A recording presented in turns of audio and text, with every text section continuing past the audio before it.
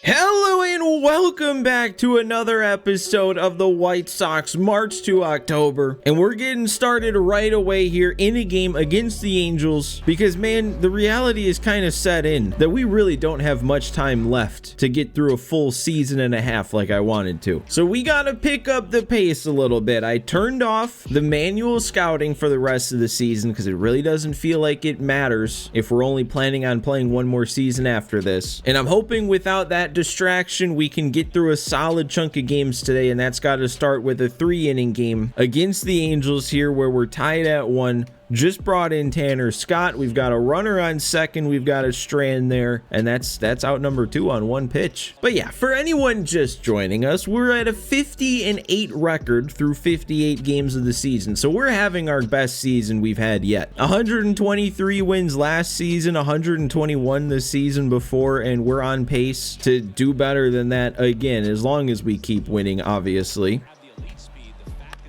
And I keep calling him Nolan Jones. We've had him for a couple years. That Spencer Jones is there, and he'll be due up too to maybe give us the lead in the 8th. First, though, we've got Termarr Johnson. I don't know who he's in for right now, but sure, it's always fun to see somebody off the bench for a game. And is he going to lead us off with a base hit? Nice, he is. That's even more fun when you get a guy starting a game who's normally on the bench, is when you actually do something with him. And now Spencer Jones coming up next with that runner on, so a ball in the gap could give us the lead.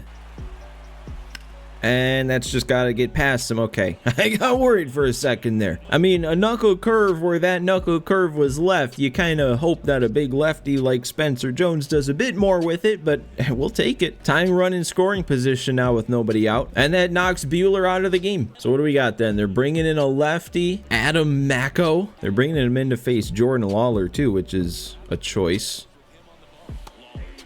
He only throws 88. Okay, we gotta I thought that was a changeup. We gotta make sure the bat stays slow here. Please call that a ball. I don't know how that ended up out of the zone, really. The only reason I check swung was because I was swinging way too early. I did not think that was gonna be a ball. And then I'm late somehow. I guess that happens, man. When the changeup is 77, the fastball at 90, you're gonna be a little behind it. That was a gift too right there. All you got to do is get around on that. We're sticking with Fletcher. He's got, okay, well, it's still only 88. Come on. But no, Fletcher's got 82 clutch. This is a fine spot for him, even lefty. Okay, and they lost him. Base is loaded now after the walk. We can't hit one on the ground, but if we can get one in the air, we've got a good chance of taking the lead here. We've got a good guy up to do it. That has to... Spoke a little too soon when I saw that curveball hanging. Still very much could have been not just the lead, but a 2, maybe even 3-run lead. It's okay, Vladdy will take care of it, because of course he will. That's just what he does. 2 out, 2 RBI base hit to give us the 3-1 lead. You don't have to stay disappointed for too long after a diving catch when Vladimir Guerrero Jr. is the next one up. Oh my, okay, well... Swung through 2 fastballs there with Langoliers, but at least we did the damage we needed to do before I embarrassed myself. Alright, well, it seems like we can leave Tanner Scott in. He got those 2 outs last inning on only 4 pitches. Let's maybe not miss our spot, though. Alright, there we go. Lefty slider always works. Whether it's Scott or Crochet, that's one of the best pitches we have from those 2. And Trout a little out in front of that one. Didn't even realize we had Lazaro out there today. So we've got him in. We've got Termarr Johnson in. This was a bit of a bench game, I guess. And there we go. Tanner Scott with the heater past him, looking as good as ever. Let's finish this one off, man. We have a 2-run lead with Crochet ready to go, but the more runs, the better. Man, honestly, for how low rated this pitcher was and how slow he throws, he's actually giving me a little bit of trouble. I know I put up runs against him and everything, but I still don't think I made that great of swings against him. Oh my god. Oh, it's so slow. And then I missed another one. Another good timing swing. PCI wasn't on it good enough. I really feel like I should have done a lot more against a pitcher like that guy, but I guess we did what we needed to do, at least hopefully. I mean, with Garrett Crochet coming in a 2-run lead, it usually feels kind of automatic, but I guess I shouldn't take anything for granted here. Okay, that works. Another lazy fly out to Jones. There it is, lefty slider. We saw one from Scott, now we see one from Crochet. Just need to get one more and this one's all wrapped up. Okay, and of course Zach Neto wants to make things a little interesting here. He's worked it to a 3-2 count. And there we go, perfect pitch. Because what else type of pitch is Crochet gonna make? Racking them up, man. Just keep racking them up. So, all right, what's this gonna turn into? Where did our momentum leave off after last episode? It was in a good spot. Now it's in an even better spot. Can we sweep them? We do sweep the Angels on to Tampa. Oh, we don't sweep them. We lost the game. Not too many times we see a loss. You know, I'm done getting frustrated. I'm done getting frustrated from the CPU. I'm just so over it at this point. I mean, it's not like fast tracks are designed to be used on young up and coming players to push them over the hump and get them MLB ready. No, we'll fast track a Wash Noah Syndergaard. Now we'll fast track a 33-year-old deep potential Reese McGuire, because why not? I mean, we have to do it. I've learned from the past that if you decline something like that, the next time a fast track pops up, it'll just be with the same guy. Although if this is all they're gonna give us is old dudes, I guess that doesn't really matter a ton, does it? But hey, maybe we should look at this a little bit more positively though. If we can successfully fast track Reese McGuire and he turns into a 70-71 overall, maybe that's someone that would get thrown into a trade. I mean, I guess we've also declined plenty of trades so far this season, because that's not necessarily what I'm looking to do this season, like I've said many times. But I don't know, I'm trying to find some way that makes this feel like not a completely pointless waste of time. All right, here we go then. First AB, we're already down 4-0. It's a lefty on the mound, so it makes things even better, doesn't it? Oh, and he throws hard. 95 on the cutter. That's way different than that last guy we were just facing on the Angels. And I roll over. I worked such a good AB there too. I really did. I had some good takes just to do that. I would have been better off striking out. I don't know. I feel like I said this in our Syndergaard player lock, but I'm kind of scared if I don't succeed with McGuire, it'll ask me to do it again with McGuire. Well, and that one had the right idea. Got around on it. All right, third at bat. This same dude's still out there on the mound. I mean, I'll probably have to do something big at this point. I don't even know if another at bat's guaranteed after this one.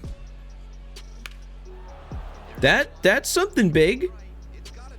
Ooh, that's not what I wanted to see. We're gonna, okay, throws offline, we're in at second. Kind of wanted that to either leave or one hop the wall. Bouncing off the wall made that a little dicey going for 2, but we needed a double. I don't know, I can never remember if an extra base hit really is factored in differently than just a base hit. You'd think it should be. All right, well, let's see. We do get another at bat, another lefty situation, because why not? And then I strike out on the slider in the zone. I don't know. I hope a 1 for 4, but that one being a double is good enough to get a plus. Let's see. Let's see what they're gonna give me. They said I failed.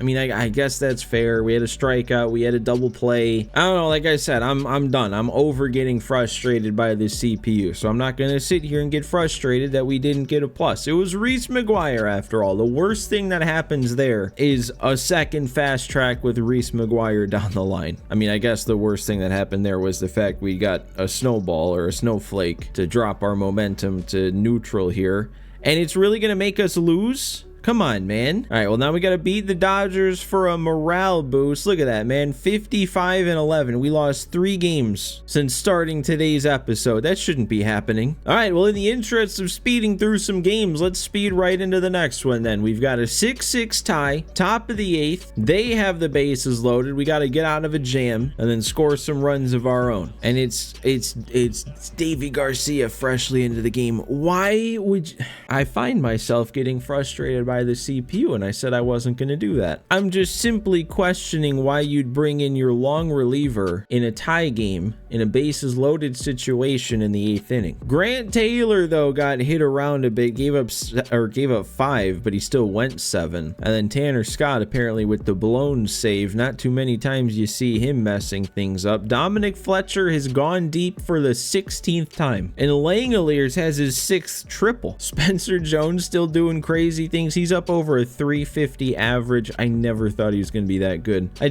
don't get that. I mean, we have Munoz, we have Leclerc, we have Yohan Duran, and you bring in Davy Garcia in this spot. I'm stuck using him. There's nothing I can do. I mean, he's got 0 pitches thrown. I can't take him out even if I wanted to. Let's see what you're made of, Davy, after all this time.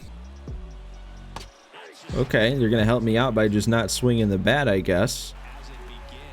And then we drop that 12-6 and just step on home. That's all we need to do. I guess he has something in him. You know, it didn't even occur to me because I always think of Fletcher and Senzel being the platoon, but I definitely should have at least considered pinch hitting Senzel in this situation. Now it's way too late.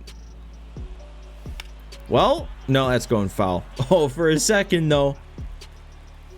Okay, yep, held up. Not even close.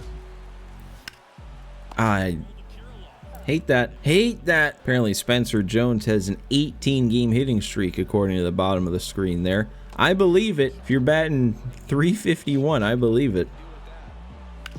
And how, man, that was actually a pretty good swing. It was just below the zone. Well, now here he is. Spencer Jones. What can he do, lefty? Nothing. I'm going to roll over. Look at how small that PCI gets on that sweeping curve away. We just have a flair for the dramatic at home. That's all. Feel like we never score in the 8th. We just wait for the 9th so we can walk it off. Make it even more exciting. And man, actually, if I was thinking ahead, I probably should have had Crochet ready to go for this spot because they've got 3 lefties up and we won't have a save situation from here on out. We'll just have to trust Munoz though. There we go. We're starting to get very used to this from Andres Munoz. Feels like he just plows through hitters, righty or lefty. Oh man, I guess that's not plowing through because contact was made, but obviously not good contact. We'll take that. How weird is it seeing Bryson Stott in a Dodger jersey though? Pretty sure they also had Ozzy Albies. I think I saw that.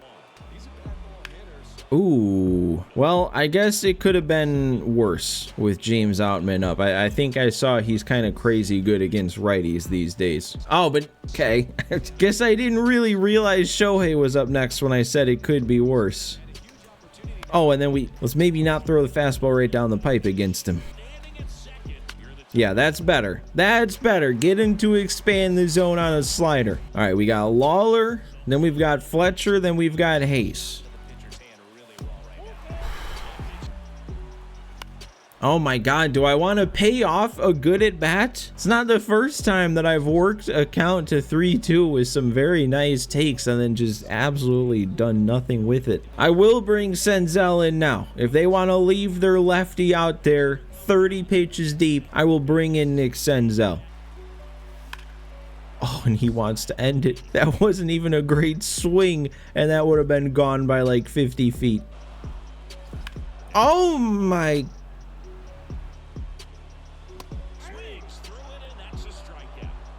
I did not just do that, right? I did not just see those 3 pitches and strike out with Nick Senzel. Look at what... That same swing with Nick Senzel leaves by so much. All right, well, do I want to leave Nick Senzel in? Probably not. Ezekiel Duran had a day off on the bench today, so we'll bring him in and right for a little bit better defense. Do I just want to leave? I think I'm going to leave Munoz in, at least for the first 2 hitters of this inning, because I know they're righties. Actually, wait, it's the clutch rating right now with the free runner on second. Munoz has 78 clutch. Is that what I want in? Yeah, actually, factoring that in, both the first 2 hitters, which is Mookie Betts and Ozzy Albies, they have higher contact but less power against lefties, but when it's the clutch rating active, that's going to be the same versus both sides, so let's get the lower power in, which is them versus lefties. Okay, Mookie, let's not take some great sliders here. Let's not take me deep here. We were strategic though. He had less power against lefties. Dude, I don't know what's going on with Crochet in this one. Maybe he's only effective when he's closing out games, and since he came in without a lead, nobody's gonna swing at anything. Yep, this is that super legend difficulty I talk about every once in a while. If the CPU decides it's not gonna lose, it is not gonna lose. That helps though, at least, or it should. We did. Okay, that one will be a double play. Then it only took one more pitch. No harm done, or no extra harm done. We had plenty of harm done that inning. But it doesn't have to end like that. We are not the type of team that just rolls over and quits. Look at this. Jose Alvarado. How is he 20 for 24 in save opportunities, but with a 7.52 ERA? Do they just put him in with like 2 and 3 run leads? He'll give up a couple runs each outing, but still pick up the save. But dude, look who we have up. It's Vlad. He's the tying run. Let's just do it. That's okay. Let's not put our pitches there, please, because what am I supposed to do on that? Dude, he has no off-speed pitch. I kind of thought he had a curveball or something, but I can just sit heat, really. Well, let's not expand the zone. No, I did not. What even is this game right now, man? I am just missing. My timing has been pretty solid for the most part. I am all over that. We just need to get the PCI there.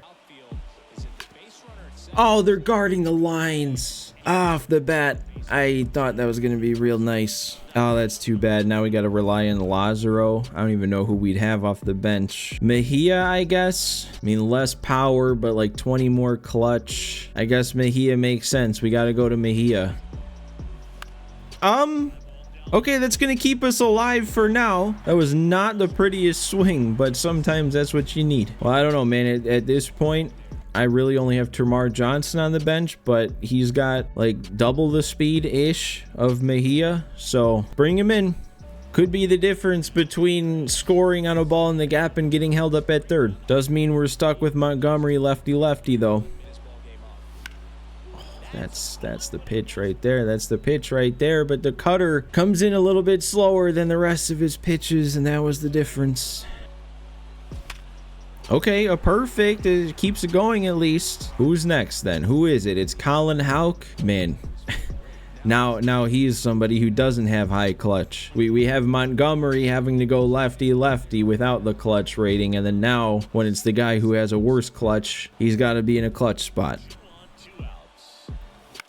And he's not going to come through. I thought that had a chance of getting down the line.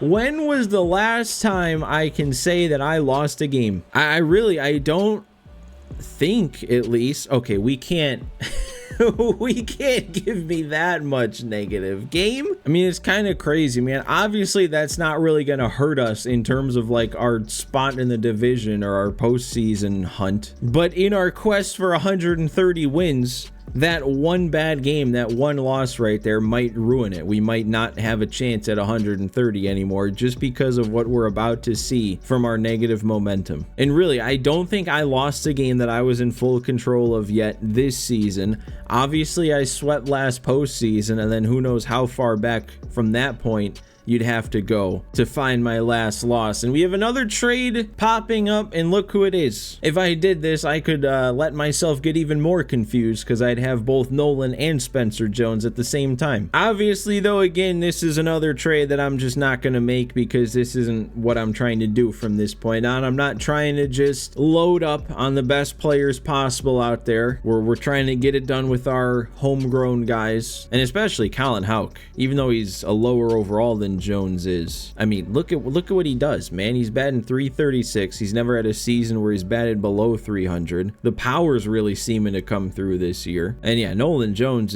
he's actually having kind of a down year. He had a great year last year, but this year not off to the greatest start. So I don't even know if we weren't in this mindset that we're in at this point, I still might not even do this trade. What's next then? An offer from the Cardinals, Jordan Walker. Man, what is with these offers? Why are we all of a sudden seeing some crazy offers? In both of them so far, they want Jeremy Bench and they want Michael McCormick. This one though, this would be a trade I would make in any other situation. I mean, what we're giving up, when you think about all the pitching we have both in the bigs and in the system, I'd be totally okay with getting rid of Jeremy Bench. McCormick isn't somebody I'd want to get rid of, but for a Jordan Walker who's already what McCormick would be, I would be all for it. And then Woodruff's a guy I'd want to get rid of anyway. It's the same thing. I just don't want to get somebody that's already established because, I mean, I don't have to keep repeating myself. You guys know what the mindset is. So then what's this last offer from Arizona? Gavin Sheets, we could get him back. We're going to get him back because look at what we're giving up. This is one of the guys I want to get rid of. It's Davy Garcia. We finally have a chance to get rid of Davy Garcia. And not only that, but we can bring back a White Sox legend. And actually, I would have completely forgot about this, but if you guys remember, I didn't even want to get rid of him necessarily. He was on our team that first year, 2024, and then he just kind of mysteriously vanished after that. Like, I think it was just a situation of the CPU making the decision for me not to bring him back. But after all this time, he's hardly played any baseball since we got rid of him, but we could bring him back. He's actually really solid against righties. I see absolutely no reason not to do this though. I mean, Ty France is nothing. He was just a CPU auto signing. And actually, he's on the 40-man. We know Davy Garcia is on the 40-man because he's on the MLB team. So actually, not only does this get rid of Davy Garcia finally, but this also opens up an extra 40-man slot, which who knows? Maybe we get lucky and somebody that we want to see gets put on the 40-man and then we'd have a chance to fast track him. I guess the one other thing though I didn't quite realize is Sheets also has all of his minor league options used up. So sure, we're getting rid of Garcia, but it's not like we could just immediately send down Gavin Sheets if we had the chance. But we'd still be stuck with Garcia for next season, which we're planning on playing. Sheets is done after this season. He's a free agent, so we wouldn't be stuck with him going forward. So I still think this is the smart move to make. Finally getting rid of Davy Garcia, bringing back a White Sox legend in Gavin Sheets. You guys don't even understand how pumped up I am for this. Look at him. He's home. And we're gonna get the chance to player lock with him. And you know what? I'm gonna save it for next episode. I'm gonna use Gavin Sheets as clickbait for next episode. I mean, ever since the McGuire player lock, I haven't been playing good today. Last episode, the beginning of the episode player lock actually worked out, so I'm looking to keep that momentum going. This was kind of a rough one overall though, to be completely honest. We started 50-8 and we're finishing 56-15. We actually had a losing record in an episode. I really wouldn't know how long it's been since that has happened. So yeah, I didn't even realize that. We definitely need a mojo reset. I'm definitely not gonna hop into this player lock right now. So then with that in mind, hit that like button for me. Don't forget to leave any thoughts in the comments, and make sure, if you haven't already, help me on my way up to 1 million subscribers. We're getting real close. But thanks for watching, guys. Thanks for hanging out with me again, and I will see you next time.